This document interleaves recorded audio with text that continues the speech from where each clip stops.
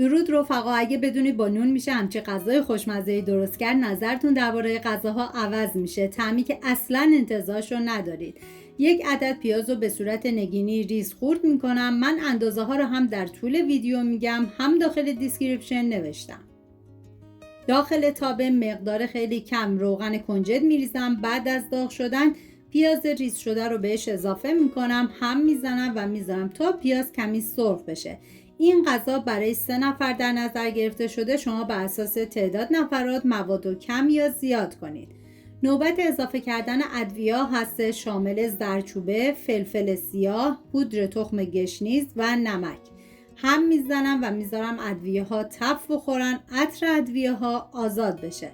250 گرم گوشت چرخ کرده رو میریزم، هم میزنم و بعد سر تابه رو میذارم به مدت 10 دقیقه تا گوشت آبش گرفته بشه و بعد از اون کمی سرخ بشه.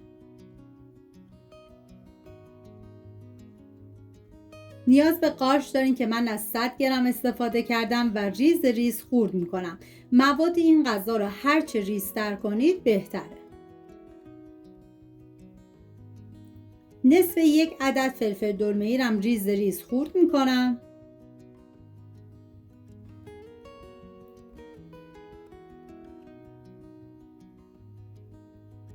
بعد از اینکه گوشت تف خورد 2 قاشق غذاخوری رب گوجه فرنگی رو میریزم، هم میزنم و میذارم رب تف بخوره، رنگ رب باز بشه.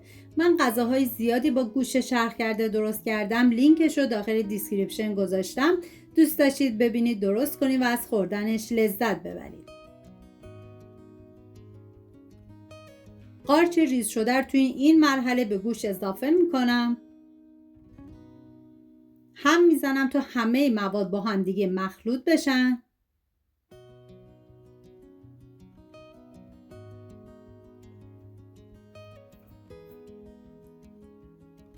و بعد فلفل دلمه‌ای رو میریزم، هم میزنم، سر تابه رو میذارم به مدت 10 دقیقه. راستش این غذا خیلی خوشمزه تر از چیزی شد که فکر میکردم. واقعا نتیجه کار عالیه و بهتون پیشنهاد میکنم که حتما امتحانش کنید.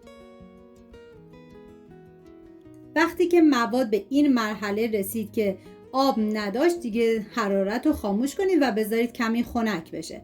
ظرفی که میخوام بذارین داخل فرن مقداری کره و جعفری خورد شده رو با هم دیگه مخلوط کنید. کف ظرف بمالید و از هر نونی که دوست دارین میتونین استفاده کنید. طبق ویدیو نون رو برش بزنید. اول لایه رو پنیر پیتزا بریزید و بعد مواد گوشتی و نون رو طبق ویدیو ببندید. داخلی که ظرفی که میخوام بذارین فرن میچینم و بعد مقداری از همون کره و جعفری خورد شده رو روی نون رومالی میکنم. پنیر پیتزای این غذا کاملا مقدارش اختیاری هستش و هر اندازه‌ای که دوست دارین میتونید پنیر پیتزا استفاده کنید. پنیر پیتزا رو میریزم و بعد میذارم داخل فری که از قبل گرم شده با دمای 190 به مدت 25 دقیقه. 2 دقیقه آخرم گریل روشن میکنم. اینم از یک غذای نونی ساده ولی خاص، یه جایی که سادگی با طعم فوق‌العاده قاطی میشه.